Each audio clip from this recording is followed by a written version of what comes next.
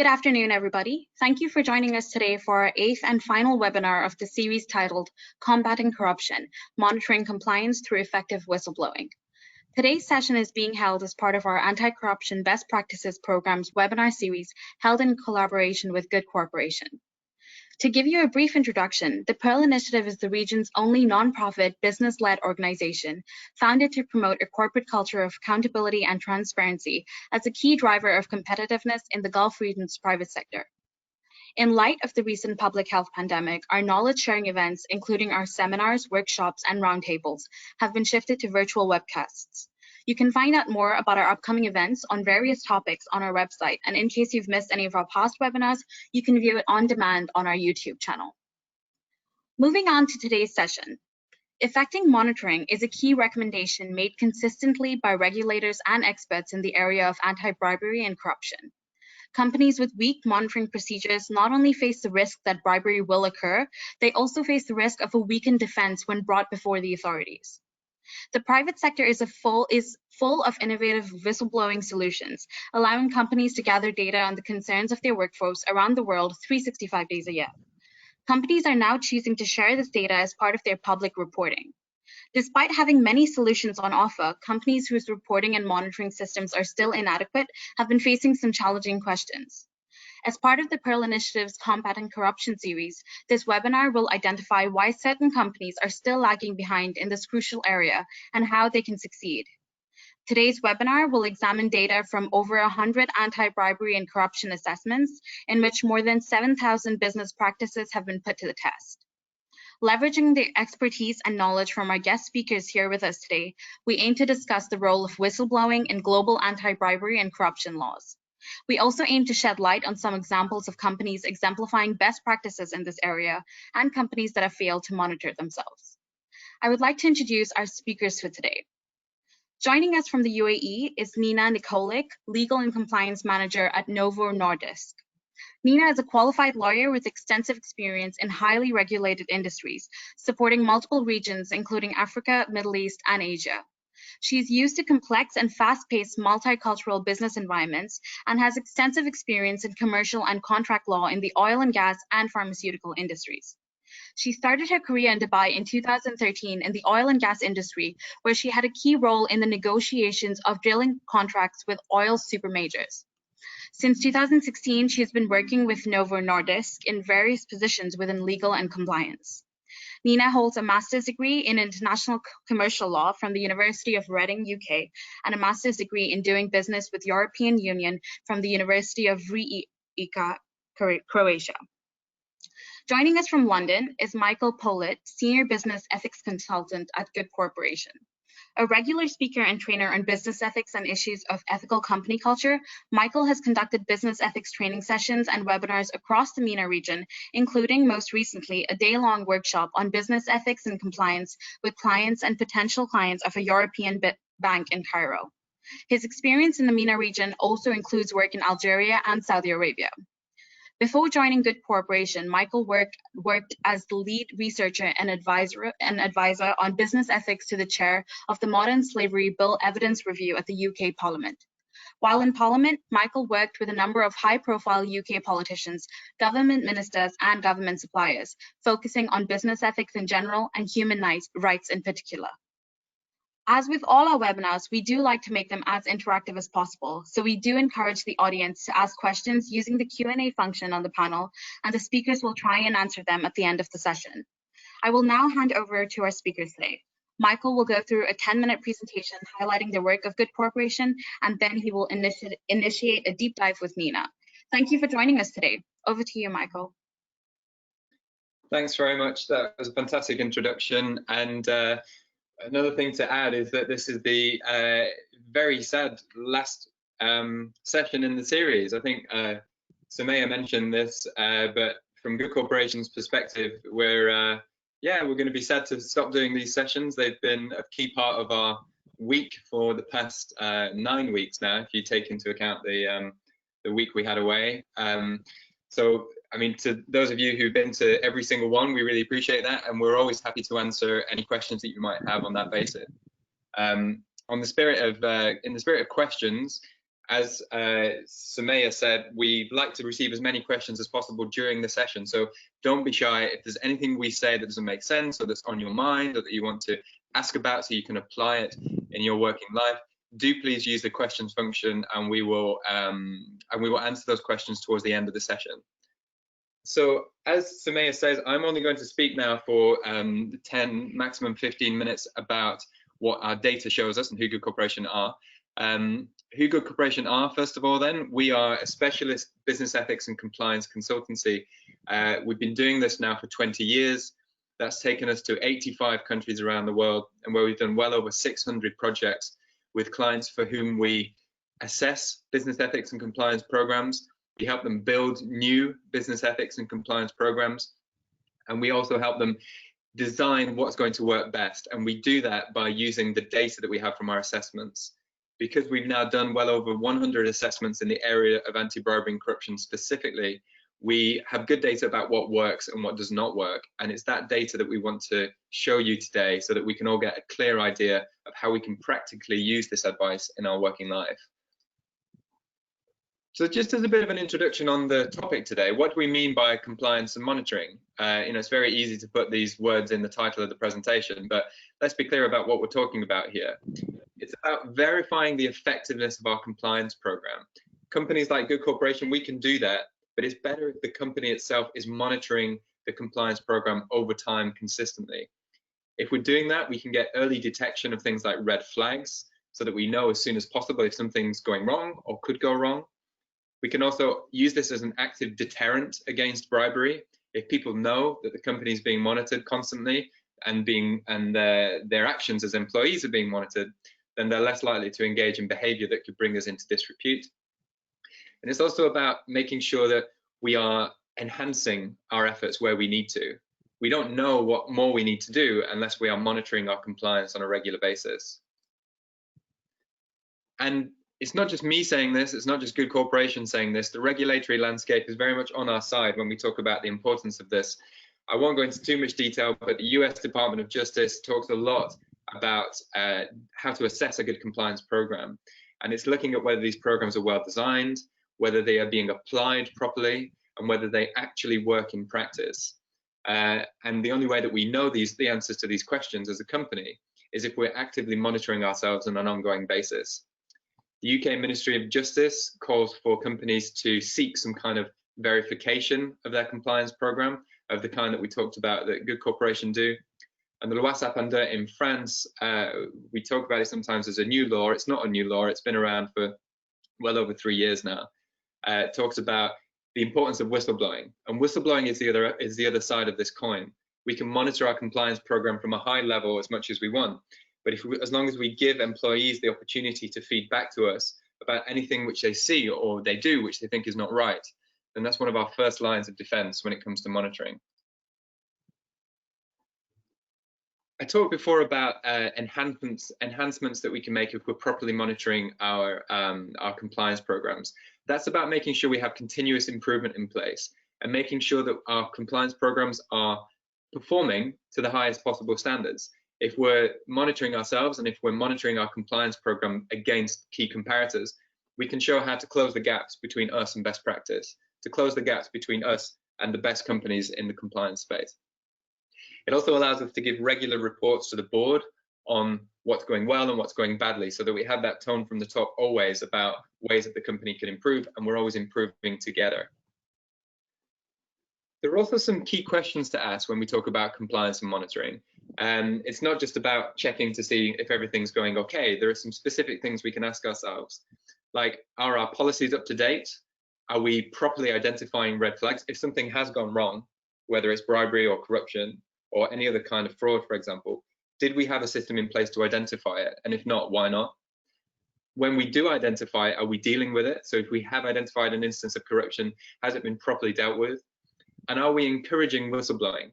As I said before, whistleblowing is one of the first lines of defense we have, because our employees are our eyes and ears on the ground all the time. They know, often better than the best head of compliance, what's really going on. And if we give them an opportunity to report it to us, then it's one of the best ways of identifying early what might be going wrong.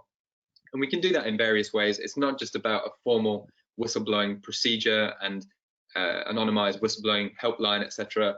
Having things like an open door culture where employees feel they can come and talk to you about anything that's going wrong is one of the best ways of monitoring our compliance.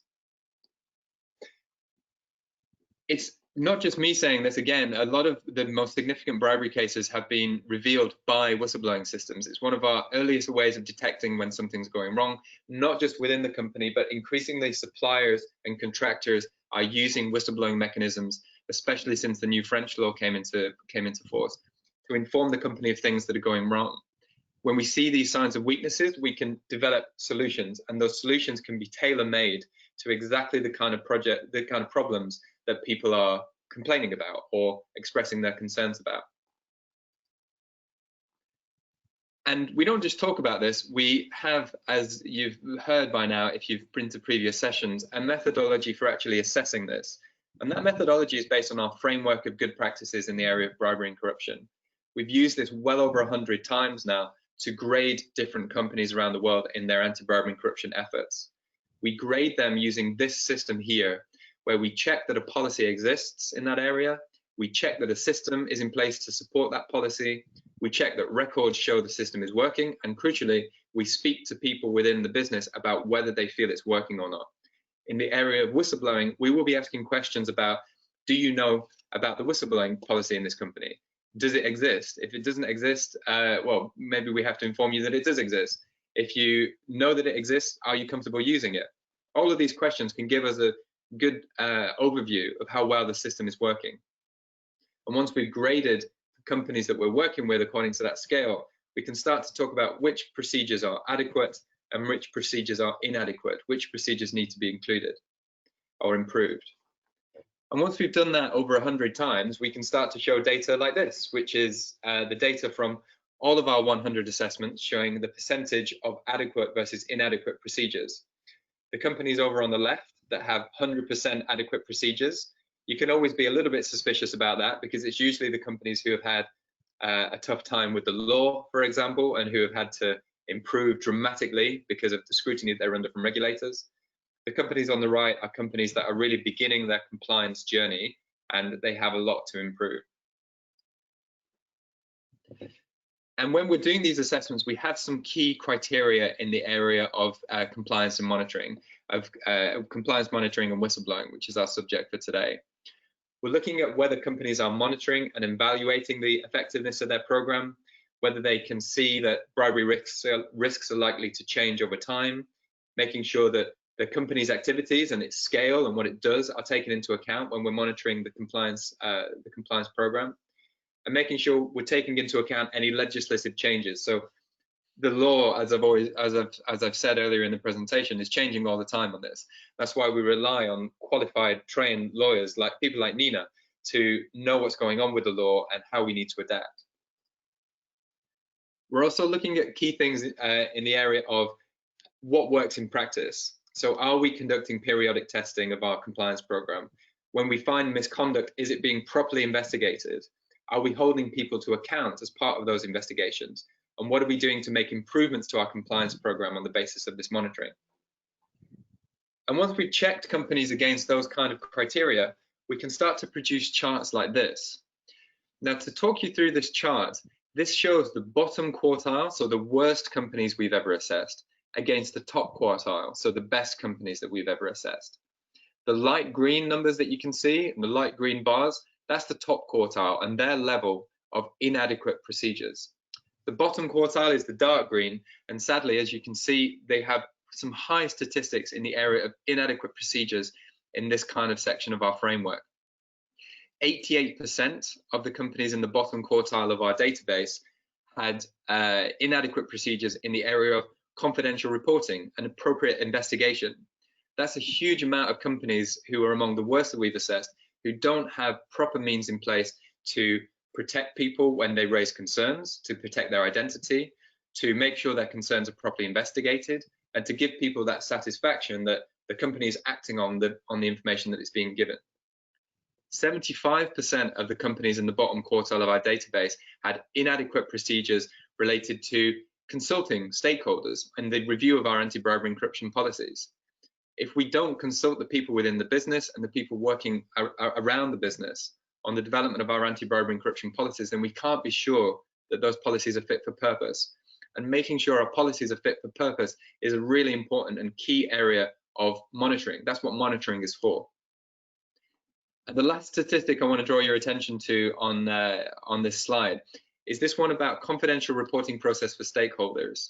We have 72% of the procedures in the bottom quartile of our database were inadequate in the area of confidential reporting process for stakeholders. So that's not just people within the company, that's also stakeholders outside the company who need a way to inform the company of things which they see which are going wrong, things they see which could be improved, and risks they see which could cause a problem further down the line.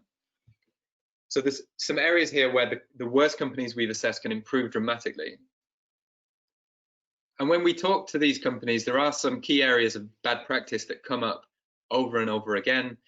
The idea of not properly protecting whistleblowers is one that comes up a lot. Sometimes people say, yeah, don't worry guys, people can come and talk to me anytime they want. And that's how I know whether or not there is a problem. It doesn't always work, because sometimes people need to complain in an anonymous way, and we need to protect their identity, protect their confidentiality. Likewise, one of the worst practices we see is controls that are not extended to the whole company. So sometimes people say, we have an open door policy here because everybody in this office can come and talk to me if they have a problem. And we say, well, what about your other offices? What about your joint ventures? What about other companies where you have a significant interest? It's about making sure all affected stakeholders can speak to us as well. And finally, one of the worst practices we see is that senior management just sometimes don't have the resources they need or the time that they need to properly support the compliance function.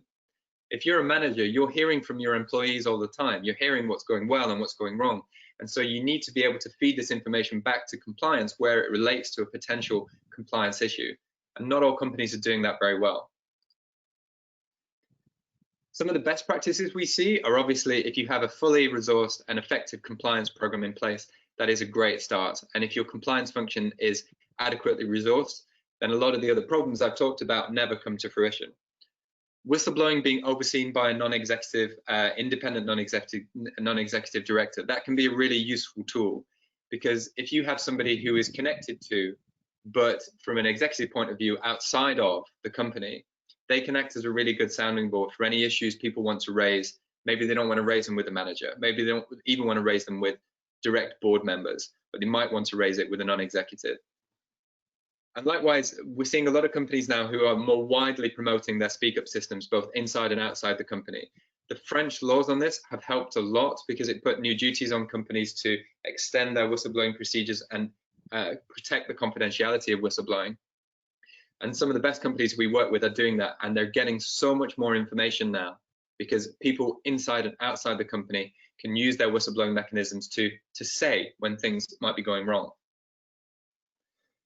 So these are the key things I'd like to leave you with, and this is the last wrap-up slide of the whole series, actually. But the key considerations would be when we are dealing with weak monitoring, we face the risk that bribery will occur, and as we said at the beginning, that we will not have an adequate procedure when it does occur, an adequate defense when it does occur. When we're investigating, we need to make sure investigations are taking place and that they're being conducted by proper, suitably trained and experienced people so that people know their concerns are being properly followed up. We can establish hotlines as much as we like, and we can buy hotlines from whistleblowing providers, but they have to be well managed in practice. And that means there are other levels of reporting we can use, not just always in confidential hotlines, also things like an open door culture, so that if somebody has something which they're comfortable discussing with their manager, they can do so before using that kind of channel. And the key takeaways would be that the best companies are doing a lot in this space at the moment, and not just because the law tells them to, but because they can see that it has a massive impact on the development of their compliance program. They're using things like independent directors, like we talked about, and reporting to a senior level board level committee about the key things that are going wrong and areas where we can improve. That open door culture shouldn't be the only thing we have in place, but it's a really good option for anybody that might be happy to raise things with their manager. And finally, let's not forget, as we said at the beginning, that doing this, everything we're talking about today, it's a key recommendation by most of the key regulators in this area. In the area of anti-bribery and corruption, the authorities know that monitoring and whistleblowing are some of the best lines of defense that we have, and so they are insisting increasingly that we get this right. So I've done a lot of talking. That's the initial session to get the ball rolling. I'm going to shut up for a minute now because I'm not the only person here, and we've got some fantastic experience to share with you from Nina's side. And Nina, I'm going to get things kicked off with a question related to what we talked about, but also crucially related to your experience. And we've talked a lot in that presentation about companies from different sectors. Our database comes from companies in all sorts of sectors. You've been working in some of the most important sectors when it comes to compliance, things like pharmaceuticals and oil and gas. And in your with your oil and gas hat on, can you tell us more about how you manage these issues of compliance monitoring and whistleblowing from the perspective of somebody in the oil and gas sector? Thank you, Michael, and thank you very much for a very nice introduction. As you have mentioned previously, of course, monitoring serves as a very powerful tool to ensure that ethics and compliance processes continue to work and that we improve compliance and our business. And of course, as many companies, both in developed and emerging economies, have implementing whistleblowing systems, including hotlines, this is not the different from oil and gas business. And during my time in oil and gas industry, I have worked for the largest drilling company in the world, and our operations have been across 6 continents. And what we really struggled at the beginning was to raise awareness about compliance, to raise awareness that compliance is everyone's responsibility. And in particular, we faced resistance from the local workforce. They would tell us this is not the way how we are doing business in a given country. Your procedures can work well in Norway, for example, but they are not market fit for our countries. And how do we change that is that we actually put in place compliance teams consisting of line of business. This is exactly what you have said. If you don't have a line of business part of your compliance organization, you will never understand where the risks are and what you need to do. So our compliance teams in oil and gas days consisted of procurement personnel. Of course, they're the ones who are, facing and exposes any company in oil and gas to high risks. Then, of course, rig managers, and we basically put them to work for us as our compliance ambassadors.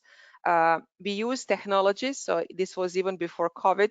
You may know that in offshore industry, everything is remotely. So we used IT technology for continuous training, both in formal and informal settings. So one of the best practices we had at the rig drill operations was that we organized coffee compliance with the rig manager, where employees of a rig could come and share concerns, share ideas of not only potentially legal practices we might be facing, and not only us as a company, but our suppliers, but also unethical things that we might be facing as a company. And by doing these, let's say, small steps, we made sure and we increased awareness about compliance. And we have seen the data that we have been receiving many more compliance cases being reported to the compliance hotline case. Because one of the issues is that if you have compliance hotline and there are no reports, something is wrong, because there is always something to report. And then, of course, additional thing that we have done was, what do you actually do with those reports? How do you close the action of someone that reported? And what we did was we shared cases. We call them compliance learning cases, where we actually extracted in an anonymous way what has been reported, good and bad, to compliance hotline, and we use that to track topics and regions that expose our company to high risks, to allow us again to adopt compliance policies to be market fit, as you have said. And this has been really perceived well. And by extracting data from compliance hotline, we were able to adapt our compliance policies not only to oil and gas business, but to different countries, different subsectors of our business. And this really helped us to remain in compliance and raise awareness of compliance and increase the level of compliance in a global company like my former employer was. That's really interesting, because our own experience in the oil and gas sector tells us a lot of the same things that you're talking about, really. When in the oil and gas industry, you're talking usually big companies. So companies that have people in the office in the HQ, people in the office in country, people out on the rig, people out on ships, and it's really hard to apply the same kind of compliance messaging to everybody. And so you find people who are, maybe they've been working out in a gas field for months and they've never heard of the whistleblowing procedure. Why should they? Because that's something they do at HQ. And so one of the things we try and do with our clients, and in our experience it can work quite well, is to, as you say, increase communications and awareness of the whistleblowing systems among employees wherever they are. So it doesn't matter if you're stranded on a gas field in the south of Algeria, or whether your office is right next to the CEO at HQ. Everybody should know about the whistleblowing procedure, because everybody has that exposure, right? Everybody has that ability to see when things are going wrong and should be able to report it. It's oil and gas is a really interesting area, but it's not the only area of experience that you're bringing to this. Some of the most interesting anti-bribery and corruption work that I've done earlier in my career was in the pharmaceutical industry. You're now working in that industry, and it's famously one of the most highly regulated sectors, and so they need good compliance people, and I'm glad they've got it.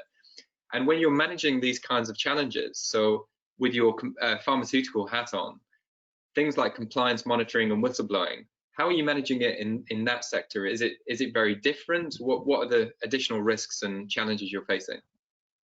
Yeah, very well said. If you have thought that oil and gas is highly regulated, then you didn't work in pharmaceutical sector.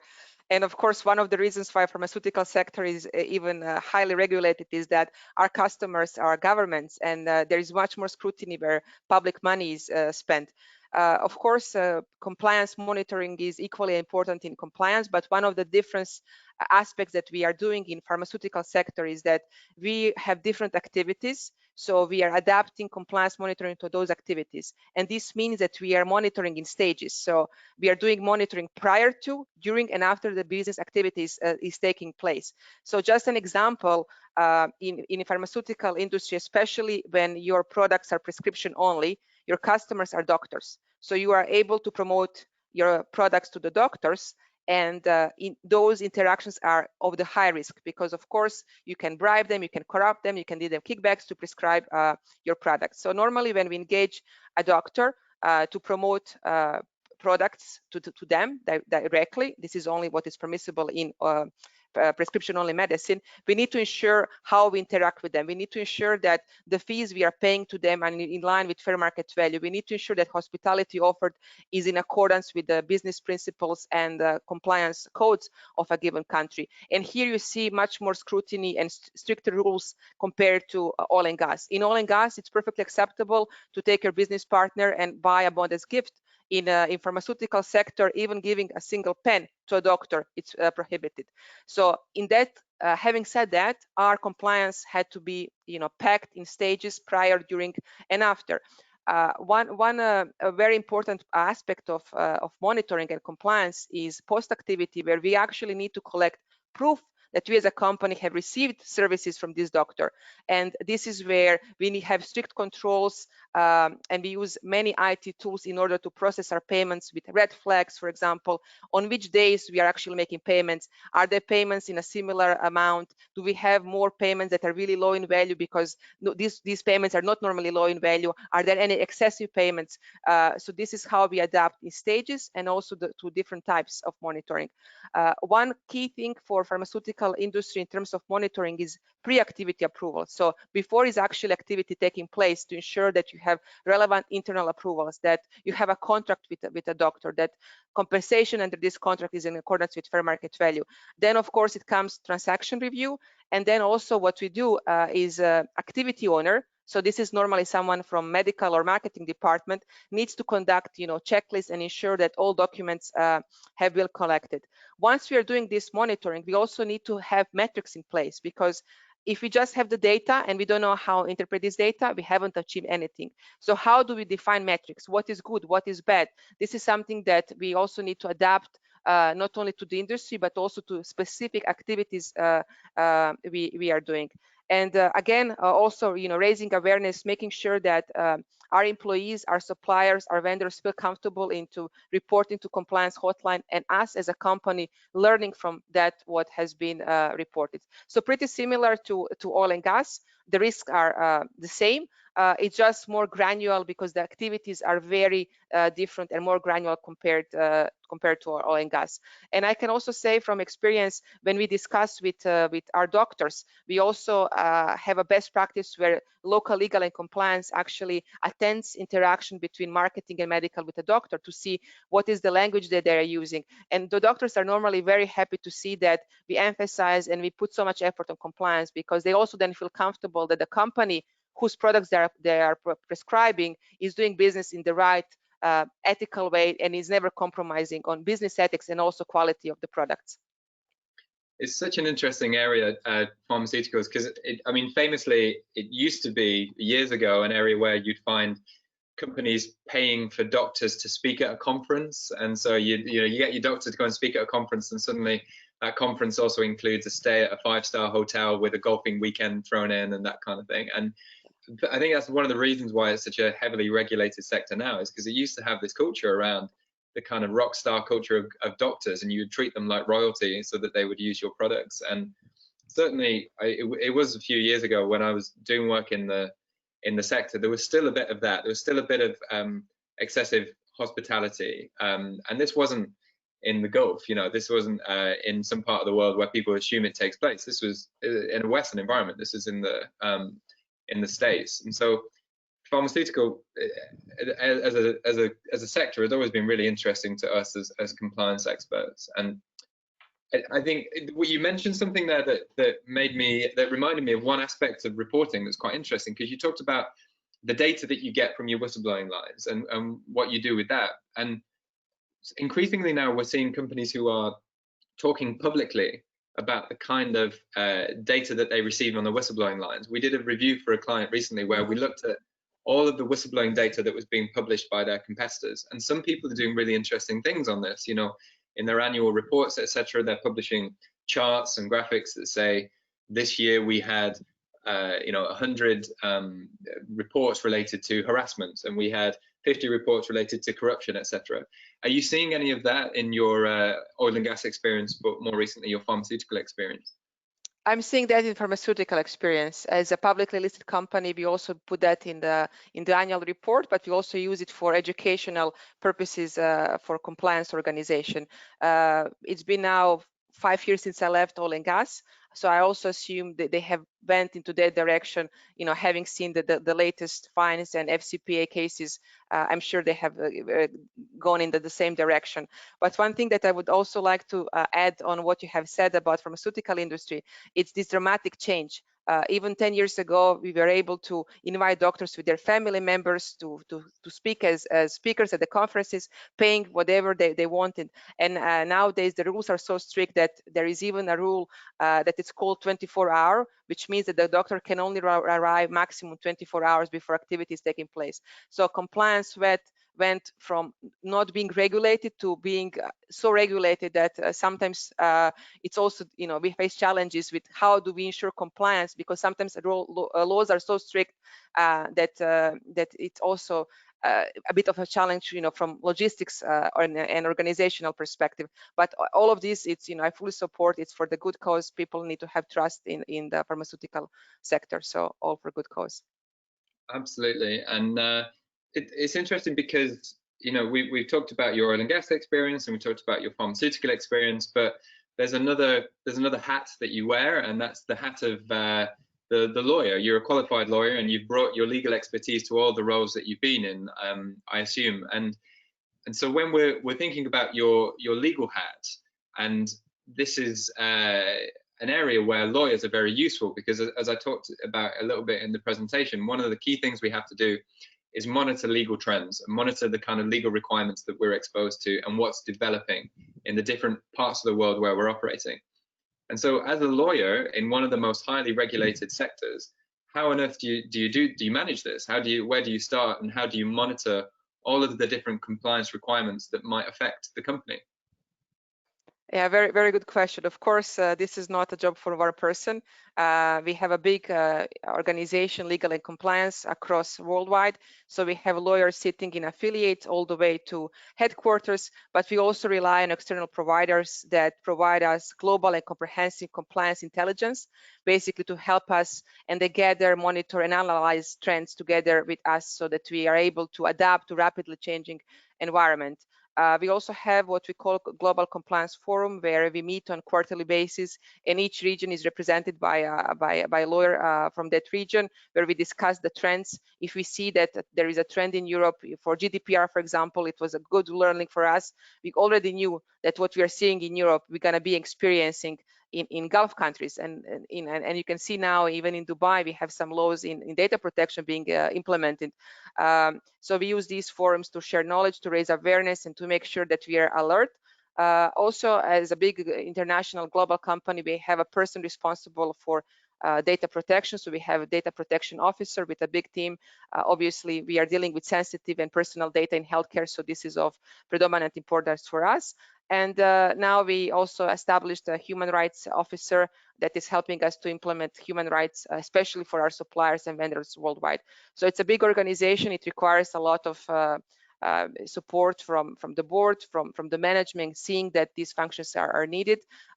Sometimes, as any legal and compliance function, we are seen as a liability, as a cost, but then there is just enough to have one case in newspaper, and then they're happy to hire more people. So of course, it's a very difficult and tough job to do. Regulation is changing rapidly, but you know, with the right setup, adapting the size of legal and compliance to the size of your business to the risk, it is very important. What I'm talking now, it relates to one of the biggest pharmaceutical companies. So of course, a smaller company cannot have that size of the organization, but having a market fit organization is really important. What are your risks? In which industry you are? The highly regulated industry, it's of course more important to have you know, bigger organization and adapting to your needs.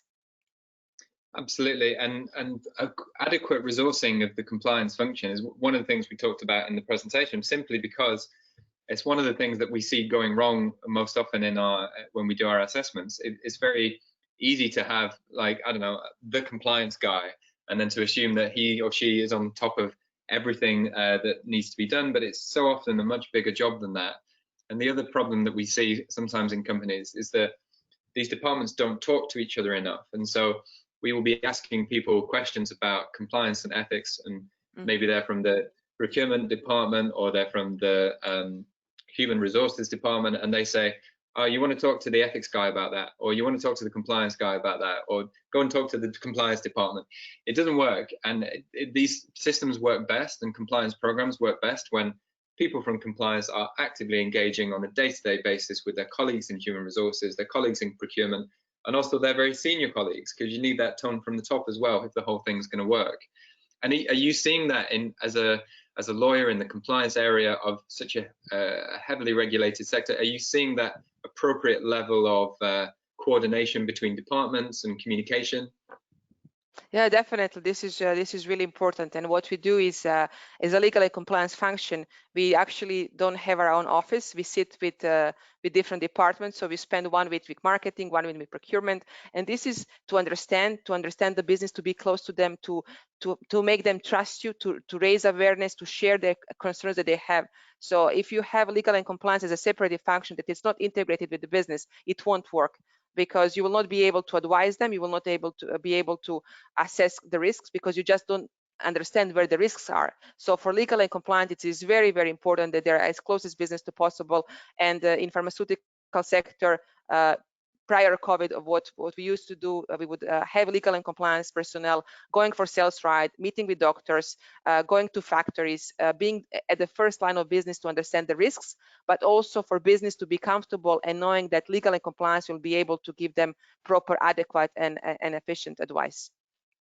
Absolutely. So I'm going to take a minute to remind you guys who are listening to this interesting conversation that you can send your questions in. We've had several questions come in already. We're going to try and make space for those in about 5 minutes time. We'll talk about them in the final 10-15 minutes of the conversation. Do keep your questions coming in, because these sessions work best when we're engaging with you guys and where you guys have an opportunity to share your concerns. We won't read out your name when we do the question. We will answer them like a good whistleblowing policy. We'll answer them on an anonymous basis. So do keep your questions coming in. The more difficult the question, the better. The more controversial the question, the better. And we're going to come to those in about 5 minutes time. But I can't move on to that section before we talk about another interesting area of your background, Nina, which is the fact that you've got quite an international experience. You know, we talked about Ukraine and then going to study in the UK, and now you're working and living in the Gulf region. And I want to ask you about that kind of regional experience that you have, and if you've noticed any trends related to this monitoring and whistleblowing topic that we're talking about, which are region specific. Are there any challenges that you've seen which are specific to the Gulf region, for example? Anything that keeps you awake at night which is Gulf specific? For Gulf specific, I would definitely say hospitality element in pharmaceutical industry, because it's a part of the culture where you provide gifts, where you provide lavish hospitality to your business partners. So this is something that we always need to be very mindful. And also, especially for local companies, they really don't have a compliance hotline in place. We are seeing the changes, as especially in the UAE, we are seeing the laws coming in force, but whistleblowing is not essentially defined under the UAE law. We have some bits and pieces under financial crime law and in DFC, and we are seeing positive impact from international companies having compliance hotline, having whistleblower policies where local companies are then learning from us. But definitely there is a lot more to be done at the local level with smaller companies to raise this awareness and for employees to feel comfortable, and also not only for the employees but for their third-party vendors to report not only illegal but unethical behavior. And also one thing that we are seeing, especially in pharmaceutical industry, is that not all companies actually play at the same level. So international companies are very often the most compliant companies, but then some doctors then use the practice of, let's say, smaller players or companies that are not as in compliance as international, and then they're expecting and putting pressure to international companies to provide the same kind of hospitality, gifts, engagement. So this is always where we need to remind, these are the rules, this is how we do business, and we need to remain in compliance. So this cultural aspect is something that it's very different in Gulf than, for example, it would ever be in Europe. But things are also changing here in a positive way. So we are seeing positive changes for sure. And absolutely, and it's such an interesting area because, you know, we talked at the beginning about the fact that we do this work in various different countries, and so we do a lot of kind of comparing and contrasting of the compliance culture in different countries. And sometimes we work for companies that actively ask us to do that. So we might be working for a large multinational that says, go and do an assessment of our guys in Congo, go and do an assessment of our guys in Venezuela, go and do an assessment of our guys in Belgium, and then tell us some of the key issues that are coming up in those areas. And the whistleblowing area is often a really interesting thing to compare, because it's such a kind of culturally ingrained thing, that the extent to which you will trust and trust a system to appropriately keep your identity confidential or appropriately handle your concern. There are some cultures where it's very kind of accepted to point something out when you see something go wrong. I've heard about in Scandinavia, if you yes. get on a bus and you don't pay your ticket, then somebody will say, excuse me, this person hasn't paid their ticket. And I've heard about cultures where, you know, I think a lot of it dates back to you know, historical problems with occupation, etc., where nobody wants to denounce or point out that somebody's doing something wrong because that has bad connotations from history. And then, you know, culturally, we also have to deal with countries where people feel like they're under surveillance all the time. And so we've done assessments in parts of East Africa, for example, where the government is fairly new and fairly unstable, and where they are exerting a lot of control over the population, and where people feel like they're being watched by the government all the time. And if you feel like you're being watched all the time, you might not have any trust in a system designed to allow you to complain. You don't want to complain. You don't want to complain because you want to be safe. And that cultural aspect is something we have to deal with all the time. It sounds like that's your experience as well, that it's different everywhere. Yeah, correct. And for Scandinavian element, as I work for Danish company, this is really true. They're very direct, and they're gonna point out and say this is not how you do the things. But then it's also interesting when you have a Dane, doing international business, especially in this part of the world, in Gulf and Africa, how you can have clash of cultures, and how you always need to, whenever you are trying to assess compliance issues, you also need to consider what is the root cause, why they have done it, because at the end, ultimately, they might not have any bad intention. This is just part of their culture. So having element and understanding the culture is also really important when we are assessing compliance risk, and then making market fit training that will address those gaps that we have from local level, to headquarters level. It's a really fascinating area, and I think you and I could talk about this for a lot longer, but what we should do is, now that we're coming towards the final 15 minutes of the session, I'm going to move on to our Q&A section, which is where we're going to start to look at some of the questions that have been coming in from you guys in the audience. Keep your questions coming in, because we sometimes have time for a few extra as we go through this. So I'm just going to start picking out some of these questions then. A lot of people saying that they've enjoyed the session, and is it being recorded? That's kind, and yes, it is being recorded. We're going to provide that recording on the YouTube channel later. Here's a question about, at what point should an employee report a case of corruption? When they have strong evidence of the corruption, when they're hearing rumors about corruption, when they have circumstantial or conditional evidence of corruption, or when it's part of something accidental that they've seen or heard. I'll take this one first, Nina, but I'll pass it on to you in a minute. But from our experience, the key thing here is making people feel safe enough that they can raise a concern when the level of evidence feels right to them. So if they have a concern and it's, maybe they saw something once and they're just not sure about it, if you can make them feel comfortable enough that that's all they need to know, that's all they need to know to be able to raise it with you, so that maybe something can be done about it. That's often the best thing that you can do. And some of the best companies that we work with, they have clauses in their whistleblowing policies that say things like, you as a whistleblower will be protected even if your concern turns out to be mistaken. So that you take out a whole level of concern a whole level of worry from the point of view of the whistleblower, who thinks, maybe I shouldn't say something because maybe it's not right. If you give people the confidence that they can raise things with you, even if they turn out to be mistaken later on, then people are likely to raise concerns with any level of evidence. And the final thing I'd say on this is, you don't have to go straight to the whistleblowing channel if your level of evidence isn't sufficient. If you only have small amount of evidence and you've just got a little suspicion or concern, maybe that's something you can talk to your manager about before you use the whistleblowing service. The whistleblowing service should be there as a kind of final resort once you've spoken to everybody you feel comfortable speaking to. So it's about making sure that you have a culture where people can raise concerns no matter what level of evidence they have, and making sure that people know that they don't have to go straight to the whistleblowing, they can talk to their managers. It's quite rare. It does happen. We have seen it.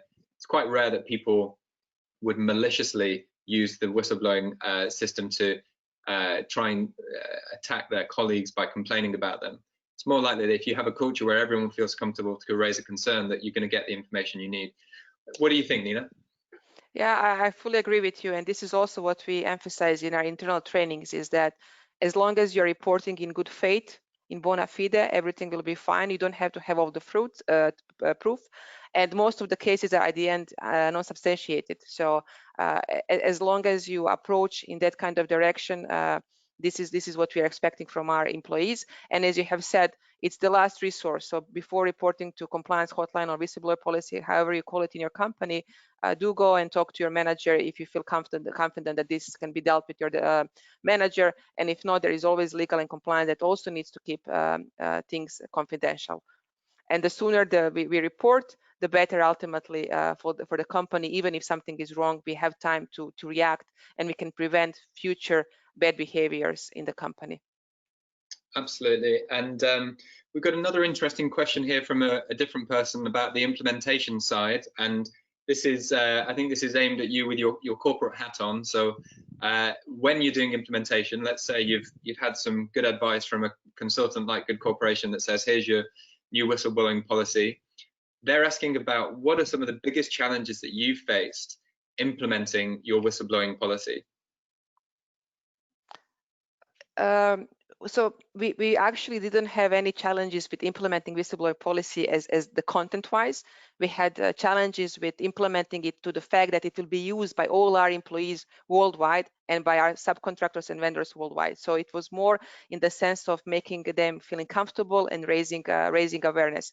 But whenever we receive advice from an external consultant on any aspect of compliance program, it doesn't have to be related to whistleblowing. It can be related to audit. It can relate to training. What we normally do, we always assess this and we test it. We go with small steps. We have a pilot. We interact with business. We ask them to assess. We test it on the business to see if it's effective and if it's meaningful for our business. And we also often challenge external counsels and consultants and say them, yes, this is all nice as per the paper, but we need to make sure that this works in practice. And one of the best way how to make sure that this works in practice is also to share with your peer companies, share learnings among pharmaceuticals, share learnings in whatever industry you are, because what are the issues they are facing? It's most likely you're going to be facing same issue. So keeping up to date, making sure that that you interact with peer companies is also a very good way to implement something that will be meaningful and effective.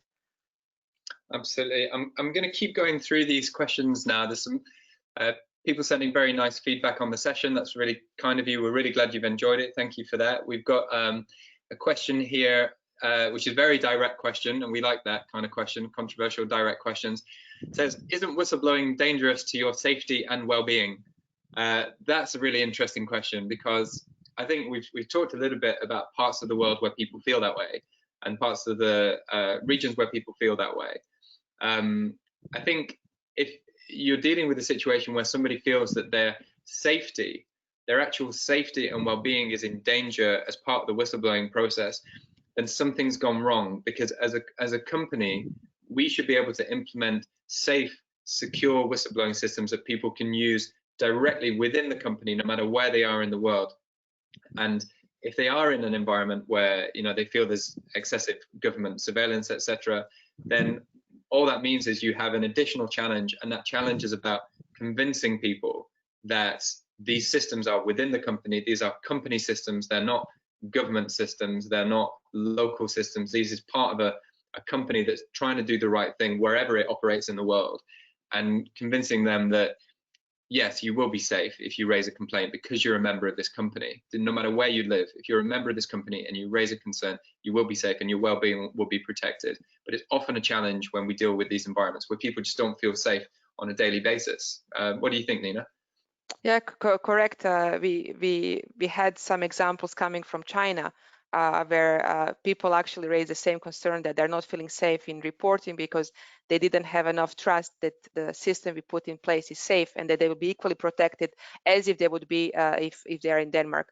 And this is somewhere where we need to work. If someone reports from, let's say, high risk countries where they don't have trust into the system, to prove them how we have actually actioned and closed that report, and that nothing has happened to that employee. And as you have rightly said, wherever they are, the same standards, the same rules apply, and the company will take care of that employee. Of course, this is much easier to be done by a big international company than with a small player.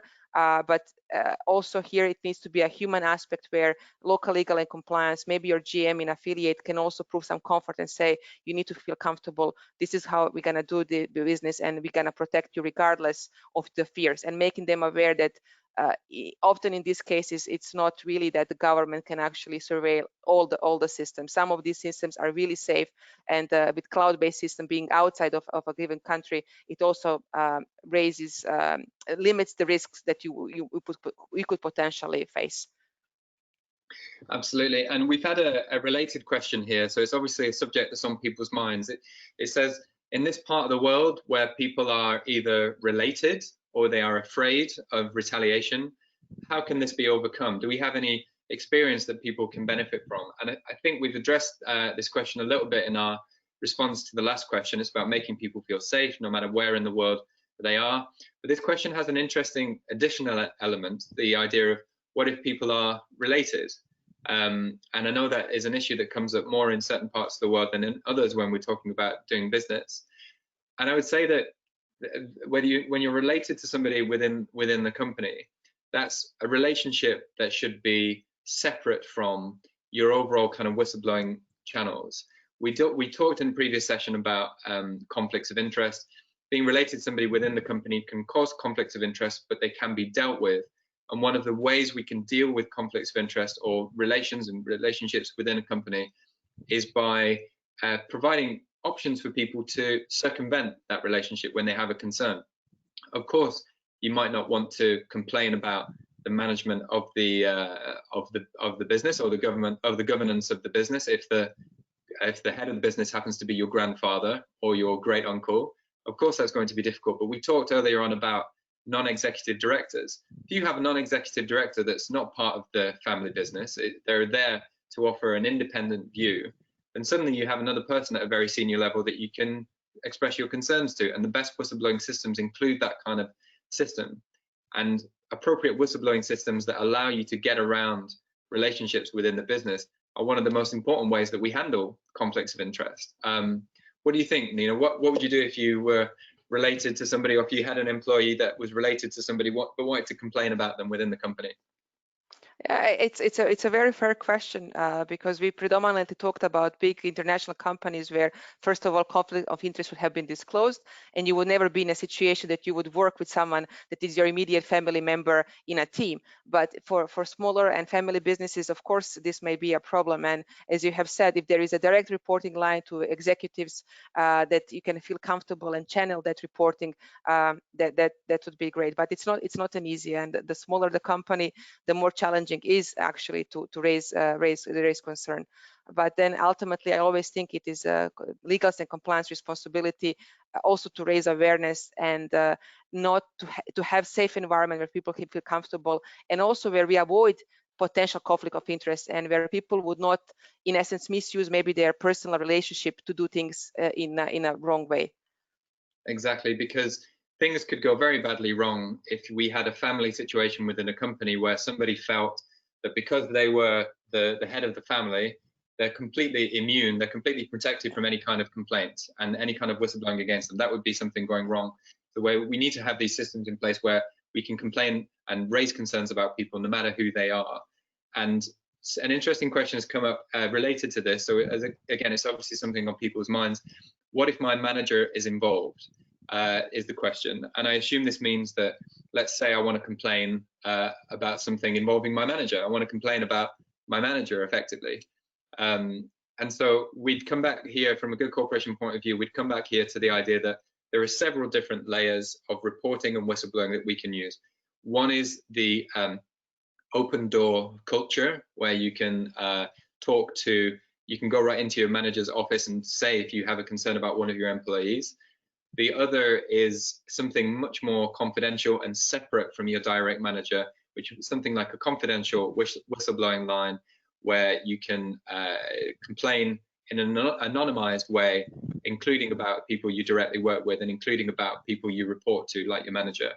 And then at the very top level, we talked about non-executive directors, etc. As long as you have more than one system in place, as long as you don't only have the open door culture in place where the only person you can speak to is the manager, then you give your employees several different options they can use to raise concerns and feel comfortable about raising concerns.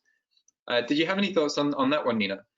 Yeah, I do agree with you, and I can also share from our own compliance hotline. If I would report against my immediate manager would never know about this. So it basically passes him and it goes to additional level. So unless and until the investigation has been completed, and when there is a need to interview potential manager, they wouldn't know that there was a complaint raised against them. And of course, if someone raises complaint in an anonymous way, then of course we need to keep it confidential.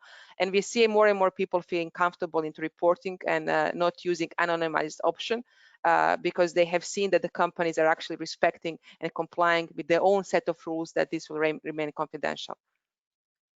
So Guys, there are more questions coming in, which is fantastic because it's been one of the most engaging sessions we've had. This is clearly something on people's minds, but I'm afraid we've run out of time now, not only for this session, but that is the series. We've come through 9 weeks of doing this, during which time we've covered 8 key topics, and that was the final one today, compliance and monitoring. We hope that a lot of you have attended all of these sessions, or as many of them as you can. If you want more information on this, all of the data I have talked about is included in a white paper that we produced last year, and we can send that around to anybody who's interested in reading more. But other than that, it just remains for me to say thank you so much to Pearl Initiative for putting on these sessions. It's been absolutely fascinating and great experience for us to share our experience with people in these sessions. We really hope it's been useful for you guys who've been joining through Pearl Initiative. And finally, I'd like to thank you, Nina, for a fantastic final session. It was a great way to round off the series because we had a really interesting discussion based not only on these questions we're getting from the audience, but crucially based on your amazing experience as well. So thank you so much, Nina, for bringing this session and this series to a close. Thank you very much, everyone. Okay, so thanks very much. And we'll be in touch with the slides, and with any more information, we're always happy to answer questions. Thanks so much, everybody, and take care. Take care. Bye-bye.